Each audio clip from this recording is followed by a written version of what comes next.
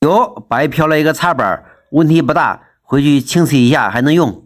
来吧，第一个活，我的最爱，修马桶。问题不大，下面有一点滴水，这个螺丝松了，剪两下去球。这个马桶我发现了一点问题，它为什么要用这个转换器呢？这分明是220伏850瓦，这个是220伏转110伏的，这不是乱怼吗？这是插头上面的标注220伏10A。哦，他说这个转换器是之前那个马桶上面的，虽然说是乱怼哈，但是那个马桶盖依然可以正常使用。之前能用的话，应该是功率减一半吧。这个大哥大我说给他扔了，他说先放这儿吧。哎，没有骗到手。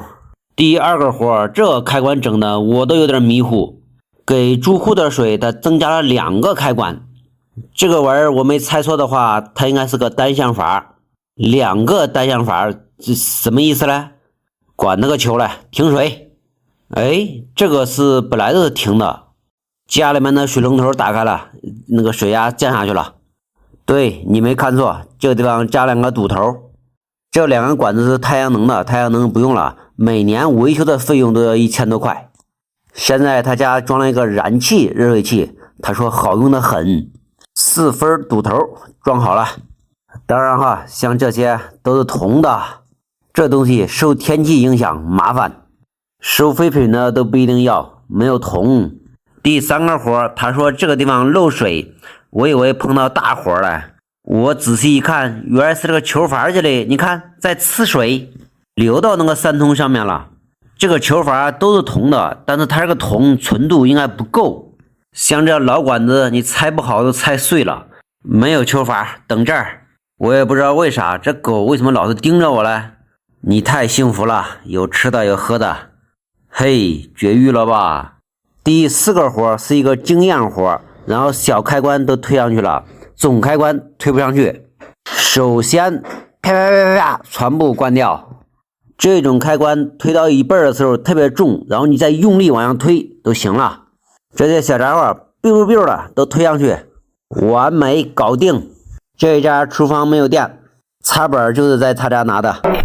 我今天早上煮肉，在同时开着洗衣机，是不是后账了？煮肉？啊，煮什么肉？牛肉啊！你别给他学的。好像电线还是有问题了。啊，这个插座没电了。啊，这跟洗衣机也没电。行，我来搞定，这跟肉没关系。对，它跟肉没关系，这手段就是。那是用别人用。除了故障在哪就行了。啊，对对，什么肉不肉的？年轻人好，跟肉没关系，你给他摄肉干啥？不是说。厨房开关跳了。哦，就这个问题啊？啊，是吗？我想着是跳闸了。不，你那里肯定有漏电的地方。反正是跳。哟，你这个面板这有点年代感了，都烧黄了，你看后面。哎呦，插板。你看这里面都是灰，你看到没有？这里面灰都满了，稍微受点潮它都漏电跳闸。这个是新的单独的开关，嘿，放到上面。这个插板扔了它，我替你们扔了吧。